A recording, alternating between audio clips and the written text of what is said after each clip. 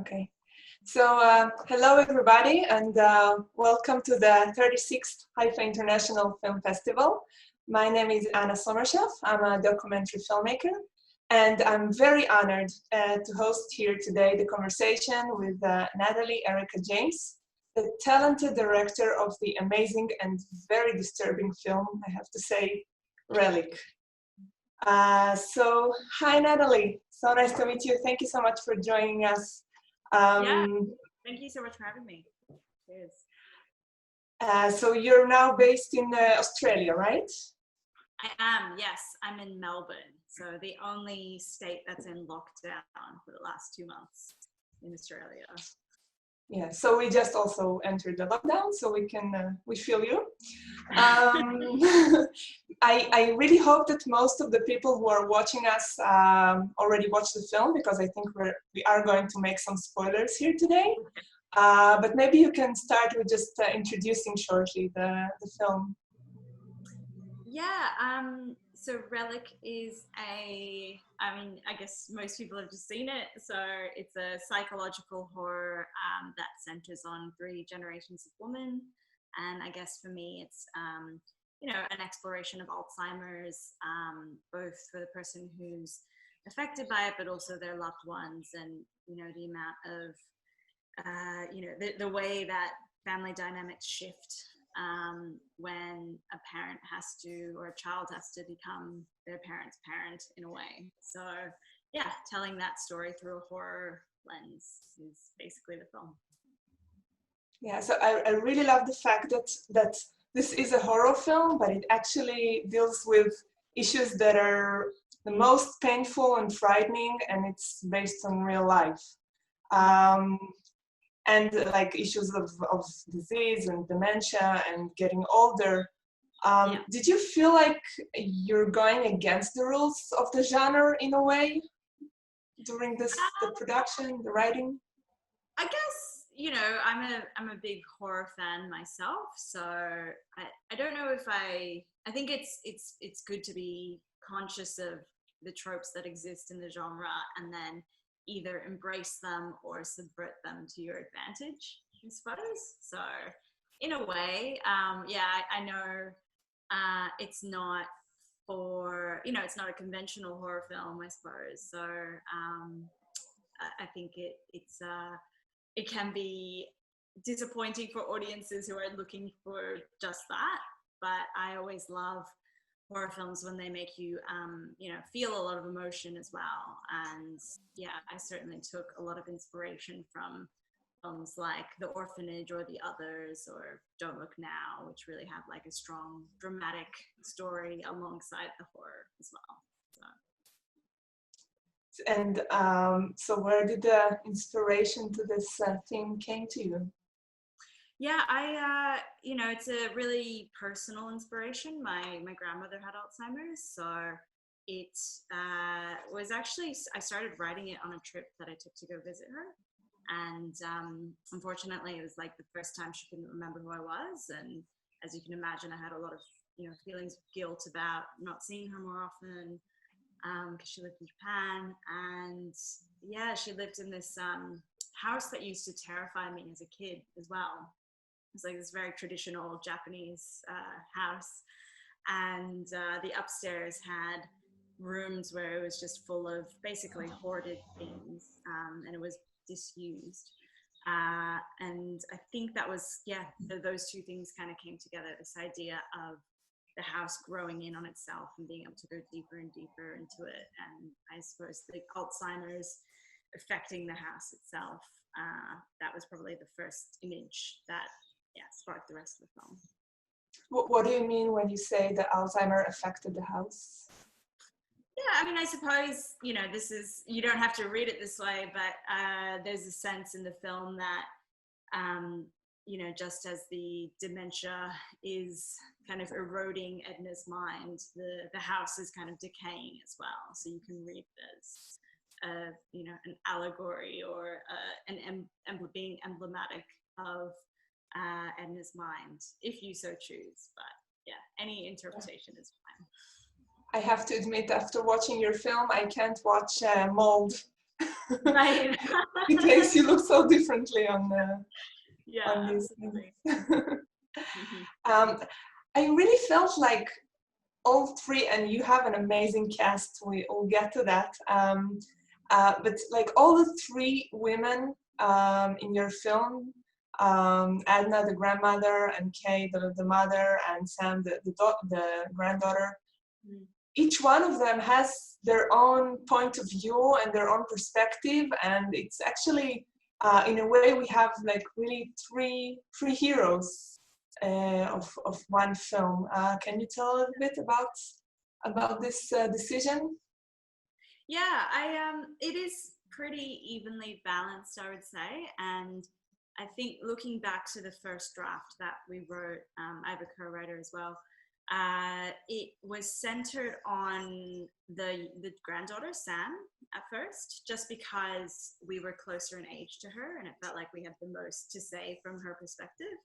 But as we went along, we kind of discovered that it was more Kay's journey, Emily Mortimer's character, because she was kind of caught between, the generations, and it was more about her coming to accept, her mother's mortality and I suppose taking on responsibility. So it felt like she was kind of came to the forefront. And then at the same time, we really wanted to make sure that we had Edna's perspective or point of view in there, because it's always been really important to us that we don't, demonize people with Alzheimer's, and that you really understand from her perspective, the heartbreak of and the uncertainty and the fear that comes from the experience. And that was certainly what we had, my co-writer and I had witnessed in our own grandparents as well. So yeah, I guess all three perspectives felt to us equally important. And could you tell us a little bit about the casting and the working process with these really talented and respected actresses? Yeah, the casting process was different to anything I'd ever done. Previously I felt like there was more auditioning involved, that kind of thing. But for this, because you were working with actors of a certain profile, it was more about creative conversations that you have with the casting, director and producers about who might be a good fit together. And I had long been a fan of all three of them, so it felt like a real aha moment when we made that kind of connection, because you certainly look at a number of people to see it's kind of like moving parts, and then it all becomes about boring things like people's schedules and how to make that work. But in terms of process, I would say it was almost like trauma bonding. We were just really open with each other about our personal experiences. Obviously for me, having written it as well, I feel like being open about yourself is a great way to maybe find like common ground in the way that you talk about that kind of experience and those kinds of emotions. So yeah, we didn't have too much rehearsal time, to be honest. We did a lot of stunt rehearsals, which was a great kind of bonding exercise for them to kind of get to know each other. And yeah, most of it was in discussion prior to them actually being in the same city together. So yeah, it was mostly found, kind of on the day and in the lead up to the shoot.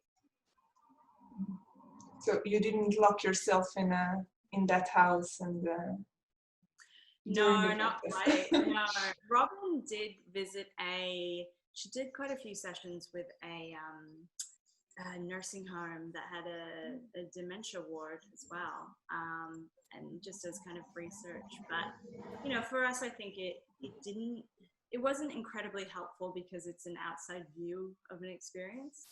So it was, for us, we tried to find the logic in Edna's moment to moment, or the truth in the moment to moment, because you often find that sometimes people with dementia can act out in a certain way that seems illogical, but really it's triggered by something in real life, and it's a cause and effect. So we focus more on that as opposed to, an outward kind of presentation of a condition. It's one of the most powerful things there is that you almost don't know anything, any biographical information about these three women, but I still could feel like I really, really know them. Okay. How do you describe? How do you explain this? Yeah, I mean, in some ways, we really liked the idea of restraint for sure, and we certainly discussed, their histories more in depth than what you are shown on screen, and so sometimes they would like write each other letters about things that had happened previously, but yeah, I mean, in some ways, I feel like the mother-daughter relationship and the grandchild-grandparent one in comparison is I feel like you can relate to it because often there's like an easiness or like a simplicity to the grandparent-grandchild relationship. There's not that disciplinary kind of role a lot of the time. So the feeling of being kind of pushed out or isolated by that connection and being the odd one out is one you can easily understand. We also really like the idea that these women have sharp edges and they're not kind of they don't necessarily have to be likable in the conventional sense, but that you still feel for them. So yeah, we wanted to present something that felt more real and that their relationships were kind of abrasive in some way, but it didn't have to be, because of one reason you could point to. Yeah, and you can definitely feel it even with Edna. You can really relate to her, even though she's going through this really hard time, let's say. Yeah. And this is a question you probably wouldn't be asked if it was a film about man protagonists that don't have any female protagonists in the film. But still, I feel that we need to discuss this because I think your decision to leave out all the men in their lives, so we don't know anything about the ex-husband of Kay or anything about. We don't have any other. We even don't know much about Edna's husband. So how come you made this choice? Yeah, I mean, I suppose, it definitely passes the Bechdel test with flying colors. Yes. In some ways it came about naturally because it was my mother's mother who had Alzheimer's, and so the reflection of the three generations just rang true to my own experience. But I also feel like, so in the first draft we wrote, Kay actually had a husband as a character for her husband. Sam also had a brother as well. And over time, we just felt like the relationships that were really important and that were the most interesting were between the three women. And we kind of it just started to feel like all the, the scenes with the father and brother were kind of fluff in a way. But I also really like the cleanness and the unity of this idea of like seeing your future reflected in your mother and by extension your grandmother as well. And I was also influenced by a lot of, a series of paintings called The Three Ages of Woman and Death. So again, this idea that it could just be, you could read it as one woman in three stages of her life. And I suppose this, towards the end, you see that obviously the spot could be on Kay's shoulder as well. So it's this idea of these things repeating over and over. So confining it to three women felt thematically kind of appropriate. Yeah, you could definitely feel it. And again, I think that usually this question is not asked when there's a film because they're more viewing. interesting, that's why. Yeah, great. And so this haunted house, you said that it was it has some roots with your grandmother place, but can you, because it is a convention sometimes used in horror films, but again, it was the feeling that I had is that it's deeper than that. Can you tell a little bit about this house? How did you decide to build, to show it, to give it life? Yeah, definitely. Yeah, there are definitely a lot of misleads in the film in terms of, you know, where you think it's going, and the typical haunted house film definitely goes down the more conventional ghost story maybe. And it was something that we kind of, had as a parallel. So you kind of think it's going to be one story and it turns and kind of veers off to the right.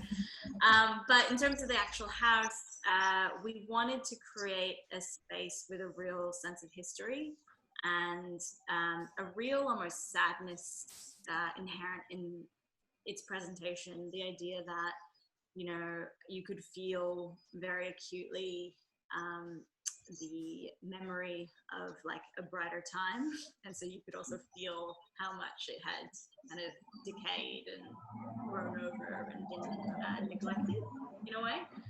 And we also wanted to, in some ways as well, make it feel like that, you know, instead of using darker colors in like a gothic, you know, mansion style that instantly kind of screams horror, we wanted to make it, you know, kind of soft or gentle in a way, so that it would feel almost familiar or comfortable in some senses, apart from Edna being missing, like cozy in a way, and then having that be made unfamiliar over time. So very similar to, you know, someone you love slowly becoming someone else.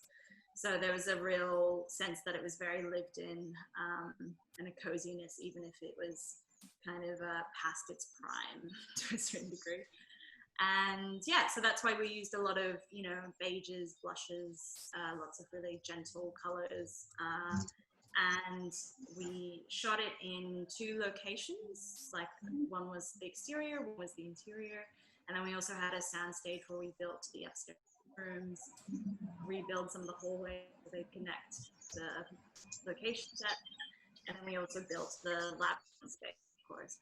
So with this labyrinth, we really wanted it to, you know, not feel like it was going in through the wall to Narnia, that there wasn't a perceptible break from reality. So we used a lot of the same architectural language as the rest of the house, and just continued that on into the labyrinth space. It sounds quite claustrophobic. Looks yeah, very... it was pretty tricky to shoot the receding corridor kind of scenes, and yeah, you know, Bella had to cry for about like 4 days to achieve all that, so it was very heightened as well. Hard to get like crew in there, and yeah, it was fun though. Lots of how did you get crew inside? That's a good. Well, it was we built it so that we had like detachable panels, so you could shoot alongside as well. But regardless, you know, there's still limitations when you're in a cramped space. So yes. I read in one of the reviews of the film a sentence that I really loved it, and it says that the house is haunted, yes, but it's really the characters who are haunted by the past, by regrets and shame, by things left undone or unsaid, but by unmanaged grief and loss. And you can really feel that in the film, that it's not just the house. Yeah, no, definitely. I think, I mean, one of the original ideas about, you know, using the horror framework was in the fact that a lot of people who have Alzheimer's or dementia are, you know, they get disoriented. Oh, I can hear you. There was some noise. Can you repeat that? The idea that people with Alzheimer's are sometimes they can feel like they're living in multiple timelines in a way, because the past is basically in their present, or you know, they feel like they're whatever 20 years ago, and there can be really eerie moments where they, you know, talk to people who are long gone or people who just physically aren't there, and you know, that's personally happened to me. So it felt like the right, you know, a framework within which to tell the story. And I suppose in a way it relates to, you know, ghosts, because ghosts are, what's a ghost if not the kind of the combination of the meeting point of something from the past in the present. So yeah, I thought there was a nice parallel there. I think that's very accurate. Yeah. And it's interesting because during the sequence when Kay goes to the elderly home to check for options where she can put her mother, this feeling is still there. Like the music is still frightening, the looks on people's faces are still. So it's not like the house is the problem; it's the world. Yeah. It's just death, right? It's just old age, maybe. Yeah, I have to say that's actually one of my favorite scenes in the film, because it I don't know, for me it there's such a real life horror to it, and there's such a melancholy or sadness to, you know, being promised ocean views and the sea being so far away. I have to say though, my co-writer and I, we both had grandparents go into nursing homes over the course of writing the film. And our view, you know, I feel like traditionally, or at least in Hollywood, there's a depiction of like nursing homes as being like a terrible thing where you know, send your, you know, elderly relative to forget about them or something. But I think having gone through it with both of our families, it's not so black and white. You know, I think sometimes it can be the preferred option for, you know, it just depends on the circumstance. So yeah, we certainly didn't want to vilify, you know, retirement homes, but I still think there's there's a grief that comes along with, you know, not being able to look after yourself. So that's fair. Yeah, totally. So maybe now we can get to talk about the ending scene, which is wow, that's like such a surprising turning point, and so because you can really see this connection between the three generations. How was that written and then later acted? Yeah, how was it written? Good question. Do you know, I think if I look back to the first draft, it wasn't physically skin peeling, but it always ended on the bed with the family coming together. So I think the emotional kind of intention for the film was always consistent. And I suppose in some way, you know, there's such a body horror element throughout the film, with this kind of black mold infesting the house, but also infesting, you know, Edna herself, and the sense of decay that represents. And, you know, really for me, that was kind of mirroring real life when you have to be there for someone in their last moments, and how scary and alien that can feel, and how different they can look as well. Even though they're still, you know, it's still the person that you've loved your whole life. They're so different to the person that you knew to a certain degree. So yeah, I mean, to put it like bleakly, it's like a scene of the very intimate, visceral act of like helping someone die. And very scary, but also quite beautiful as well, in how important it is. So yeah. And when we shot it, we actually had an animatronic puppet. So it was sculpted based on Robin Nevins, features, and I was so blown away by what they could achieve, like in the nuance of the face. And I thought we would have to VFX the eyes, but it turns out that expression comes from facial movements and muscles in your face. So they were able to rig up every single, kind of whatever muscle, and they had a breathing mechanism as well. And there were just like these two brilliant animatronics guys next to me at the monitor, just like on their remote, almost like remote control car remotes. And I was just like directing them like during the day. It was wonderful. Yeah, it was great. So directing robots, that's the new... Pretty much, yeah. It was so, it was so kind of surreal, but I'm a huge Cronenberg fan, and so I love prosthetics and body horror in general. I would say it was like 70% practical and 30% VFX for like cleanup. Wow. And you've got wires and rods and stuff like that. Did you get to keep the no, unfortunately, it's in. We actually had to make two. One of them had the animatronics. It was quite heavy, and then we had a secondary one, which was the one that Emily carries, so it wasn't like weighed down. And the lighter one is in the production company's office, who I worked on the film with. So you can visit her whenever you film. Yeah, she kind of just sits slumped in the corner. I think I would be quite scared to have it in my house, maybe. I don't know. I mean, it's beautiful, but like, it might be scary at nighttime. I don't know. Yeah. And the part when the mold gets from Edna to her daughter, it's like, you realize that it's not just an ordinary horror story. It's right. Something that we all experience.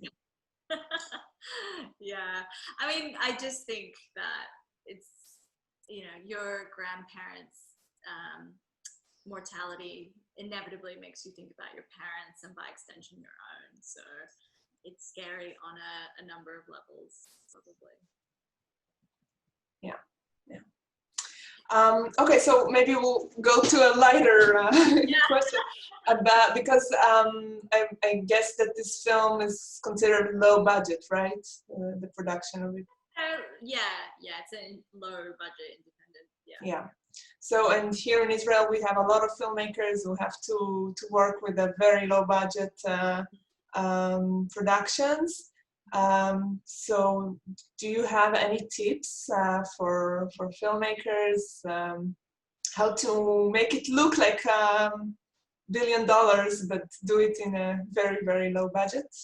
Oh yeah, that's a hard one. Like, I guess a lot of it should go on screen, but I also feel like, for example, budget-wise, we were 40% over budget on our set build. So we had to take a red pen to like cross out so many like elements.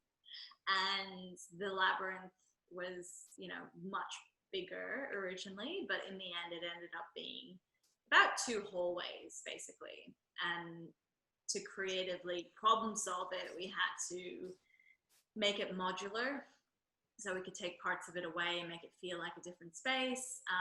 And it was a logistical, like, scheduling nightmare because we'd have to change the set in between setups. But it saved us money, and I think it still, achieves what the feeling that I wanted it to, convey. So it worked it out. So I guess it's just knowing where you can cut, your on-screen costs, and whether you can find ways to reuse things so it's not you can still achieve what you need to, but I also think never say like we'll just fix it in with VFX. There's that classic thing of like we'll fix it in post or whatever. If something's in frame, just go again, because that one little paint job is still, $500 to $1,000. So hot tip. Yeah, yeah. And how many shooting days did you have? We shot for 6 weeks, and in Australia we do 5-day weeks, 10 hours a day. So it's a little bit shorter than the US. What about you guys? How long do you shoot for? Sorry? How many hours do you guys shoot for? Just curious. A lot. Yeah, really? 12. Yeah. We have usually 12 hours, but in many cases it gets longer with extra hours. Oh, yeah. Wow. Yeah. No, ours is like 10 hours and then obviously overtime, but man, yeah. All right. And concerning the art, like the decision to use the candles, to use Edna's the carving, if that's the way. Yeah. What's the question? Sorry. No. So how did you use the art? So you talked a little bit about using the art to create this world, but like I love the fact that you used her actions and activities to recreate the feeling of the house. So what was this carving of the candles? Where did it came from?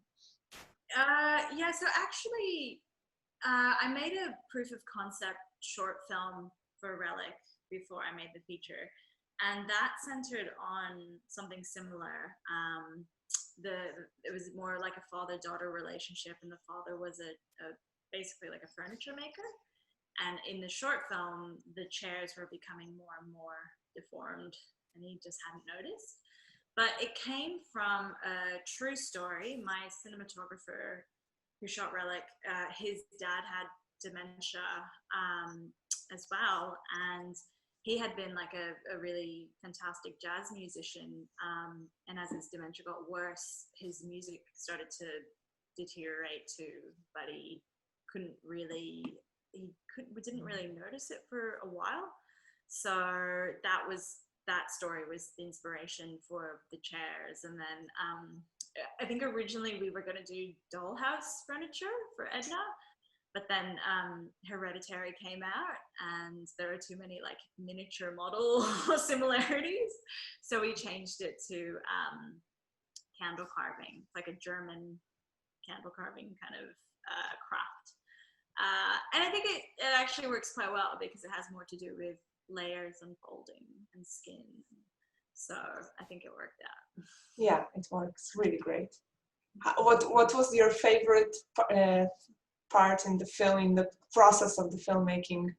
What did you enjoy the most? Oh, so many great. Yeah. I mean, you always have a fear when you achieve your dream of doing something that it's not going to be what you want it to be. But for me, I came away from it feeling like, yeah, this is what I want to do for the rest of my life. But I would say one of the biggest surprises to me was how much I love doing stunts, actually. I have a really vivid memory of our biggest kind of crew day. It was probably about 100 people on set to do the biggest stunt of the film. And that was the day that my whole family came to visit and do like a set visit. So that was kind of wonderful to like have this whole circus and my family there to see it as well. That sounds like fun, like a huge playground. Yeah. And you always wanted to create horror films? This was your... I think originally I was more interested in psychological drama, very dark psychological drama. When I first started making short films in my early teens, I did watch a lot of Asian horror, but I was making more, I was kind of more into like David Lynch and Darren Aronofsky and David Fincher, and so more psychological drama, and it slowly just became more and more darker and full-blown horror as I made more films. You could say that this is quite a world that is mostly the horror films are mostly directed and made by men and mostly present the male gaze. Was it something that you felt along the way? Was it how did you like your process to get into this? Yeah. Yeah, I mean, I suppose when I was like so I was probably 13 when I first was thinking about directing, or as something I wanted to do in the future as a pipe dream. And yeah, I remember seeing American Psycho and thinking that was really cool because obviously Mary Harron as a female, like making a horror film wasn't as was probably uncommon back then. So I remember feeling really like inspired by that, but I never really, I don't know, your parents never tell you that you can't do things because you're a woman, you know what I mean? So it's not until you go into the industry and then people start like putting up obstacles that you're like, oh shit, maybe it matters, even though it really shouldn't. So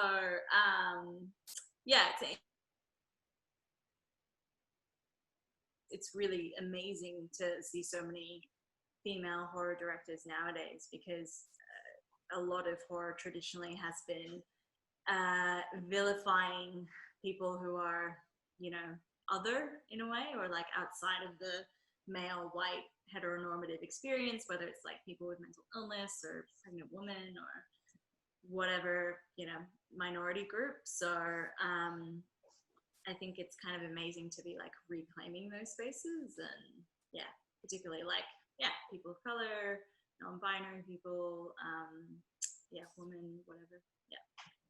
And do you feel it changes the way other films are made, this process? You mean having more female horror filmmakers? Yeah, I hope so. Yeah, I hope so. I think probably you're seeing a big influx in horror, and maybe it's just more noticeable because it has been such a traditionally male genre. But it makes total sense to me. There's just more women being given chances to make their first films. So myself included. So it's like, of course we're into horror, and if there's more female filmmakers, there would be more female horror filmmakers. Yeah. And so we're running out of time. So I would really love to hear if you have any future projects that you can tell us something about it. Yeah, definitely. I'm writing a few things. They're all within the horror genre, I would say, subsets of horror. And one, I guess the one that's kind of the most developed is a folk horror set in Japan. So it kind of draws on a lot of, British folk horror conventions, but using Japanese mythology instead. And I suppose you could call it, similar to something like Rosemary's Baby thematically, but kind of like The Wicker Man in its setup of this like island, this remote island with bizarre fertility rituals. So, yeah. Wow, so I'm really looking up to see that. Yeah, thanks. That's great. Is there anything else you would like to add that I didn't ask or we didn't discuss? No, not really. I just hope everyone enjoyed the film, and really wish I could be there in person, but obviously this year has gone bust. But yeah, hopefully in the future we can all meet. We really, really hope to see you here in the future, hopefully in the near future. And thank you so much, Natalie Erica James, for a wonderful, wonderful film and for this conversation. It was really, really interesting. And thank you, Anna. Cheers. Appreciate it. Bye-bye.